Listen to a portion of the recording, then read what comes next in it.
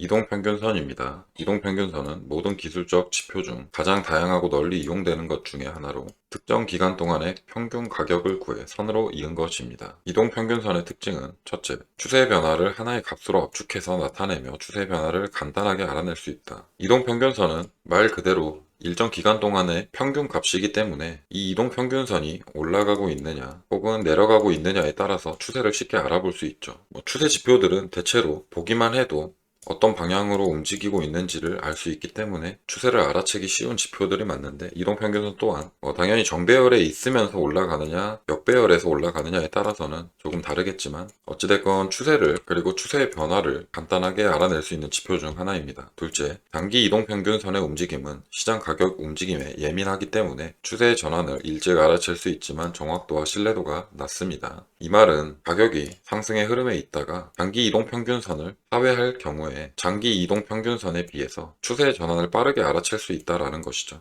근데 다만 신뢰도와 정확도가 낮다는 것은 이 단기 이동평균선이 깨졌을 경우에 추세의 전환인지 그게 아니라면 조정을 마치고 다시 가는 이 조정 구간인지 알 수 없기 때문에 신뢰도가 낮다라고 이야기하는 것입니다. 셋째, 장기 이동평균선의 움직임은 시장 가격의 움직임에 둔감하기 때문에 추세의 전환을 늦게 알아채지만 정확도와 신뢰도가 높다. 이 말도 마찬가지인 게 현재 구간에서는 단기 이평선이 무너진 상태이기 때문에 이 구간은 하락 추세의 전환이 될 수 있죠. 물론 추세의 전환일지 다시 조정을 마치고 상승하려는 조정 구간에 있는지는 알 수 없지만 이 단기 이평선보다 둔감하게 움직이기 때문에 추세의 전환은 늦게 알아챌 수 있겠지만 신뢰도 자체는 단기 이평선에 비해 높다라고 이해하시면 될 것 같습니다. 단기 이평선은 가격의 변동을 민감하게 반영하고 장기 이평선은 가격의 전체적인 추세를 파악하는 데 유용하다. 이동평균선을 사용하는 가장 큰 이유는 일정 기간의 주가 변동 방향성, 즉 추세를 확인하고 현재의 추세가 진행 방향과 어떤 관계에 있는지를 분석하여 앞으로의 방향성을 예측하고자 있는 데 있다. 결국 기술적 분석이라는 것 자체가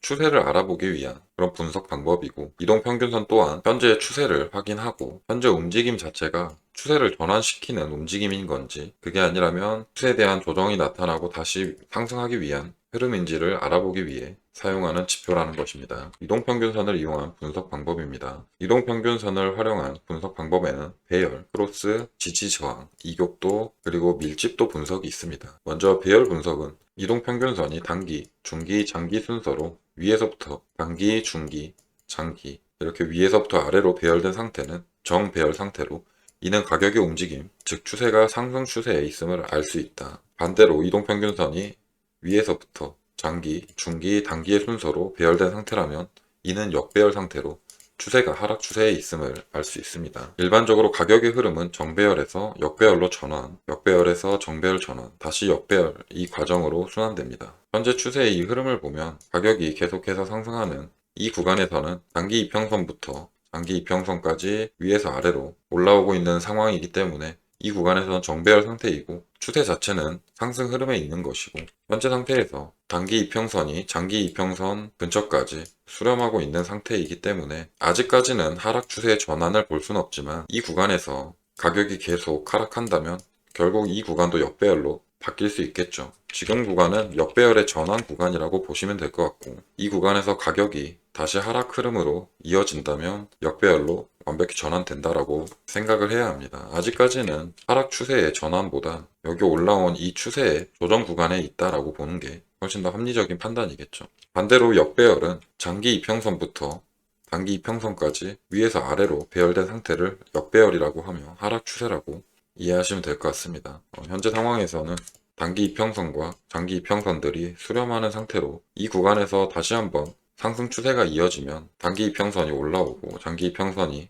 아래로 배열되는 상승 추세로의 전환을 볼 수 있는 구간이지만 여전히 장기 이평선이 돌파되지 않았기 때문에 이 구간은 추세 중에 조정 구간으로 인식하는 게 올바른 해석이라고 볼 수 있을 것 같습니다. 골든크로스와 데드크로스입니다. 이동평균선의 분석 중 가장 널리 알려진 것으로 단기 이동평균선이 장기 이동평균선을 아래에서 위로 상향 돌파하는 골든크로스와 단기 이동평균선이 장기 이동평균선을 위에서 아래로 하향 돌파하는 데드크로스가 있습니다. 일반적으로 골드크로스는 상승 추세로의 전환을 암시하며 매수 신호로, 데드크로스는 하락 추세로의 전환을 암시하며 매도 신호로 알려져 있습니다. 단기 이평선이 장기 이평선을 하향 돌파할 때 이 구간에서 찾아보면 이 구간이죠. 단기 이평선이 그보다 높은 이동평균선을 하향 돌파할 때 이 구간을 데드크로스라고 부르며 추세 전환을 암시한다. 이거 같은 경우에는 당연히 후행성 지표이기 때문에 이 구간에서 가격이 재차 상승하면 하향 돌파되지 않고 꺾여서 올라오면서 추세가 전환되지 않을 수도 있죠. 하지만 결과적으로 가격이 하락하였기 때문에 이 구간에서는 데드크로스가 나면서 지속적으로 가격이 하락하는 움직임으로 만들어졌다라고 보시면 될 것 같습니다. 지지저항 분석입니다. 일반적으로 가격이 상승 추세에서 하락 추세로 반전될 때에는 이동평균선을 차례로 하향 이탈하게 된다. 그 과정에서 이동평균선은 상승 추세에서는 지지의 역할, 하락 추세에서는 저항의 역할을 할 수 있다. 하락 추세에서 상승 추세로 전환될 때에는 이동평균선의 저항 구간을 돌파하며 추세가 전환이 되고, 상승 추세에서 하락 추세로 전환될 때에는 지지 구간을 차례로 돌파하며 추세가 전환된다 라고 할 수 있다. 이것도 당연한 말이지만 일반적으로 추세가 전환될 때 단기 이평선을 지지받고 그 다음 장기 이평선을 지지받고 그 다음 지지받고 이런 식으로 이동평균선을 차례로 하회하면서 가격이 움직인다라고 이야기하는 건데, 이것도 결국 의미 없는 소리죠. 당연히 이 구간에서 큰 거래량과 함께 장대 음봉이 발생되게 되면 이동평균선 자체도 크게 꺾이기 때문에 무조건 지지가 일어날 거야, 지지를 받으면서 떨어질 거야 라고 하는 말 자체는 맞지 않습니다. 하지만 이건 있죠. 단기적인 움직임에서는 큰 거래량을 발생시키며 장대 음봉이나 장대 양봉이 나오더라도 큰 돈이 들어가지 않는다. 즉, 큰 움직임이 발생되는 건 장기적인 환경에서는 어떤 강한 호재와 악재가 없는 이상 쉽지 않다. 그렇게 보면 일봉 이상의 장기 이동 평균선에서 이렇게 정배열되어 있는 상태를 한 방에 깨는 큰 장대 음봉이 출현하면서 추세를 역전시키기는 현실적으로 힘들다라고 볼 수 있죠.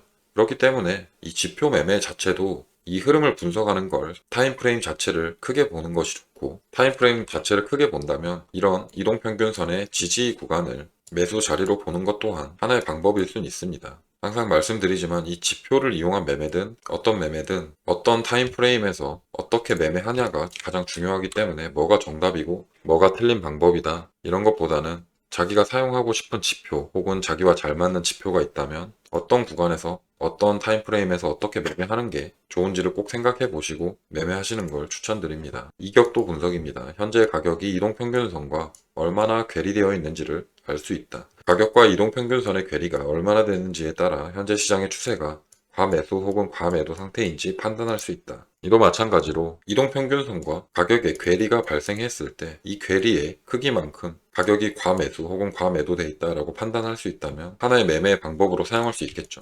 예를 들자면 이런 구간에서 이동평균선의 괴리가 발생해 있는 구간에서 점차적으로 이동평균선과 캔들의 거리가 가까워진다면 이 구간은 매수의 힘이 줄어든 상태이고, 그렇다면 가격의 반전을 생각해 볼 수 있다. 이렇게 해석하시면 될 것 같습니다. 반대로 가격이 하락 추세에 있다가 이동평균선이 괴리가 발생하며 강한 하락을 했기 때문에 이 괴리가 발생했는데 그 다음 가격 흐름이 크게 상승하지 못하고 횡보하는 움직임을 만들어준다면 이 이동평균선 자체도 캔들과 가까워지기 때문에 이렇게 됐을 때 더 이상 매도의 힘이 강해서 하락하지 못한다면 이 구간에선 추세가 단기적으로 상승의 흐름을 보일 수 있겠구나, 이런 식의 해석을 할 수 있습니다. 밀집도 분석입니다. 일반적으로 이동평균선의 간격이 멀어질수록 기존 추세가 강하며 추세가 지속됨을 알 수 있고, 간격이 좁아지기 시작한다면 추세 전환이 가까워짐을 알 수 있습니다. 단기, 중기, 장기 이동평균선이 모여 있다면 가격이 수렴하고 있다는 것이므로 향후 큰 변동성을 만들 수 있다는 것을 알 수 있습니다. 이것도 방금 말씀드린 것처럼 이동평균선과 가격의 괴리가 발생했다면 그만큼 큰 힘으로 가격이 상승 추세에 있다는 것이고, 이 가격과 이동평균선이 가까워질수록 상승하는 힘이 줄어들었다라고 해석할 수 있기 때문에 추세 전환이 가까워지고 있음을 암시할 수 있다, 이런 이야기고, 이 이동평균선의 배열이 이렇게 넓게 퍼져 있는 상태가 아니라 이렇게 모여 있는 이런 구간이라면 그 다음 방향성은 다시 한번 이동평균선이 넓게 퍼지면서 상승 혹은 하락하면서 향후 큰 변동성을 만들 수 있을 것이다 라는 것을 알 수 있다는 것입니다. 거래량입니다. 거래량이란 특정 시간 동안 거래된 매수, 매도가 체결된 수량 혹은 건수의 총합을 나타내주는 지표입니다. 얼마나 많은 매수, 매도가 이루어졌는지를 직관적으로 보여준다. 다만 코인 같은 경우에는 이 거래량이 거래소들도 너무 많이 나눠져 있고 정확한 매수와 매도의 힘을 판별할 수 있는 방법은 없습니다. 예를 들어서 바이낸스 같은 경우에도 이때 당시에 거래량이 이렇게 큰 게 거래량이 많았기 때문에 이렇게 컸던 게 아니라 이때 당시에 바이낸스에서 거래량 이벤트를 했었죠. 수수료 할인 이벤트 때문에 바이낸스 차트만 이 구간에서 거래량이 이렇게 엄청 큰 것이고 다른 차트들은 또 그렇지가 않죠. 그렇기 때문에 코인 같은 경우에는 거래량을 매수의 힘이 강하다, 매도의 힘이 강하다라기보다는 어떤 일정 구간에서 거래량이 커지고 있는지, 작아지고 있는지 이런 부분들은 대체로 비슷하기 때문에 이런 거를 참고하는 편이고 주식이나 증권 거래소들에서 생각하던 그런 거래량을 코인에서 생각하시는 건 조금 안 맞을 수 있습니다. 거래량의 특징입니다. 가격 움직임의 힘을 보여준다. 가격이 움직이는 방향보다 거래량이 중요할 때가 많으며 거래량이 많다면 가격의 움직임 자체가 유의미한 움직임일 가능성이 높다. 맞는 말이죠. 가격이 상승할 때 거래량이 점차 늘어나느냐, 그게 아니라 가격이 상승하는데 거래량이 점차 줄어드느냐는 이 가격의 움직임보다 거래량의 움직임이 중요할 수 있습니다. 추세의 강도를 판단할 수 있다. 상승하며 거래량이 증가한다면 강한 상승 추세로 인식할 수 있다. 여기서 말한 것처럼 가격이 상승할 때 거래량이 점차 늘어나면서 진행되어야 추세 상승이라고 부를 수 있죠. 왜냐 거래량이 증가하지 않고 감소하면서 올라가는 상승은 매도 압력이 없다는 거고 그 매도 압력은 언젠간 고점이 다다르면 크게 발생할 수 있기 때문에 추세가 전환될 가능성이 발생한다. 그렇기 때문에 올바른 상승이나 하락에서는 거래량 자체가 가격과 같이 상승해 주어야 제대로 된 추세라고 볼 수 있을 것 같습니다. 반대로 하락하며 거래량이 증가한다면 강한 하락 추세로 인식된다. 마찬가지로 가격이 하락할 때 거래량이 동반되지 않은 하락은 수요가 많이 생기지 않았던 그런 하락이기 때문에 어느 순간 수요가 들어온다면 추세를 이어나가기보다 반전되면서 역전될 가능성을 생각할 수 있습니다. 거래량 감소는 추세의 약화 혹은 추세 반전을 암시할 수 있다. 마찬가지로 가격이 상승하고 있는데 거래량이 발생하지 못하고 고점 구간에서 거래량이 감소한다면 조정 구간임을 암시할 수 있는 거고 그 이후에 가격이 상승할지 하락할지는 모르지만 다시 한번 강한 상승이 혹은 강한 거래량이 들어오지 않는다면 결국 매도 압력에 의해 가격이 반전될 수 있다. 이것을 이야기하고 있습니다. 거래량은 선행하는 지표가 아니다. 가격이 큰 움직임을 보이지 않고 거래량이 먼저 급증한다면 추세를 미리 알 수 있지만 대부분 가격이 먼저 움직이기에 결국 거래량도 후행성 지표다. 이거는 살짝 애매하긴 한데 결국은 가격이 움직이지 않고 제자리에 있는 상태에서 큰 거래량이 발생하긴 어렵습니다. 상승으로 휩써주고 하락으로 휩써주고 다시 올라오는 이런 형태가 아니라면 그냥 단순히 이 구간에서 계속 수렴하는데 거래량이 커지기는 쉽지 않기 때문에 결국 방향성이 나와봐야 거래량이 커지면서 수급이 몰린다. 그렇기 때문에 이 거래량 같은 경우에도 선행한다고 할 수가 없습니다. 그리고 마찬가지로 가격이 저점이 찍혔을 때 큰 거래량이 발생된다면 추세가 반전될 수 있다라고 이야기를 하는데 이 이후에 반등했다가 더 큰 거래량을 발생하며 가격이 하락하면 결국 지나고 보면 여기가 가장 큰 거래량이 발생할 수 있는 구간이었을 수 있다. 그렇기 때문에 결국 이 전보다 더 과도한 매도 압력이 나오면 가격은 다시 하락할 수 있기 때문에 거래량도 마찬가지로 후행성 지표라고 말할 수 있을 것 같습니다. 거래량을 활용한 분석입니다. 추세 확인, 추세가 지속되며 거래량이 증가한다. 추세의 지속, 가격이 상승하면서 거래량 또한 상승해 준다면 이건 추세의 지속일 수 있다. 반대로 추세의 지속이 되려면 거래량이 증가해야 된다는 거죠. 그건 왜 그러냐면 가격이 하락하고 있던 상황에서 다시 한번 상승 추세로 전환되려면 이전에 있던 이 매물들을 소화해야 합니다. 그렇다는 건 즉 여기서 매도 압력을 견디고 상승해야 제대로 된 상승이라고 볼 수 있는 거고 그렇다면 거래량은 당연히 동반되면서 여기 있던 공급 매물들을 소화하면서 즉 거래를 많이 일으키면서 가야 하기 때문에 결국 제대로 된 상승은 거래량이 증가해야 된다. 그렇지 않고 가격이 반등하는데 거래량이 없는 상태로 올라간다면 이 구간들의 매물이 나오지 않았다는 거고 결국 어느 순간 고점이 형성되면 이 구간에서는 여기서 차익 실현하는 매물들이 생기기 때문에 제대로 된 상승이라고 할 수가 없다라는 것. 추세가 지속되며 거래량이 감소한다. 조정 혹은 추세의 전환을 볼 수 있다. 이것도 마찬가지로 가격이 상승하면서 거래량이 점점 커지다가 일정 고점에서 가격은 상승하지만 거래량이 줄어드는 형태가 나오면 이 구간은 수렴하는 형태가 될 수도 있고 거래량이 수렴한다는 것 그리고 가격이 수렴한다는 건 결국 상승에 대한 조정 구간 매도와 매수가 힘을 겨루는 구간이고 그런 측면에서 거래량이 줄어든다면 결국